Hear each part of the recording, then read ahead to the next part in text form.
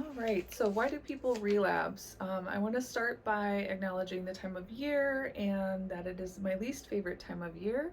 Not just the cold and that the holidays have passed us by, but it's a point in the year where we have made New Year's resolutions, at least a lot of us have, and a lot of our motivation starts to kind of wax and wane a little bit, and many people kind of throw their New Year's resolutions out the door.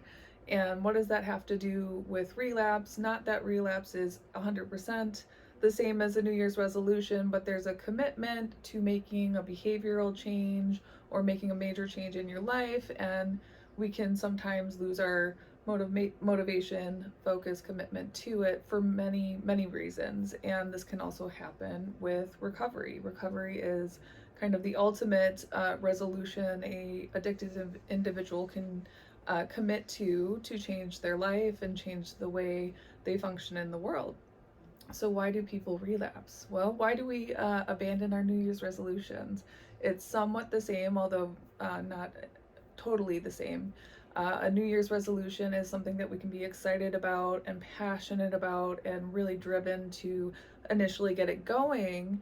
But as time passes, we can start to think, oh, I've got this. Oh, maybe I don't need to do this today. It's kind of a lot to be doing all X, Y, Z just to get to this goal. Maybe I can just do X and Y, or maybe I'm good enough and I just don't need to do the things anymore.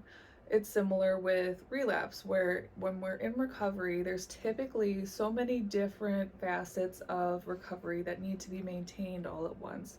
Peer supports, support groups, therapy, sometimes medication management, abstinence, all kinds of things that can really take up a huge demand on an individual's time in recovery. And sometimes, when we're doing good for a while, we can start to convince ourselves that maybe it's not as important to do all the little things to maintain recovery. So that's one reason people can relapse. Another one can be a triggering event. Another one can be a positive life event. There's a lot of reasons, and it's, not one specific thing that can lead to a relapse for every individual. Relapse is specified as a phase of recovery in many textbooks, and it doesn't have to be part of someone's story, but what happens when someone does relapse? A relapse can indicate that perhaps we have, as I mentioned, kind of gotten a little bit lax on some of our supports. Maybe it means we didn't have the right type of support.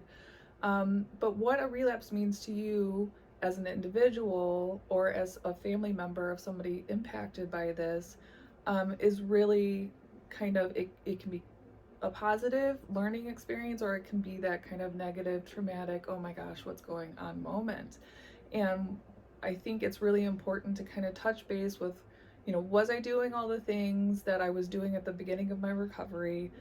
Did I feel that it was becoming less effective? Have new things happened? Did I need to maybe try a different type of therapy? There's all kinds of, there's CBT, DBT, group therapy, individual therapy, family therapy. There's a lot of different dimensions when it comes to having sustained long-term recovery. And relapse is really an opportunity, at least in my opinion, to look at what was working, what wasn't working, and where do we need to strengthen support systems. So it's best not to get too discouraged by relapses. Look at it as that learning opportunity, and a way to kind of take a step back and fine tune your overall recovery plan.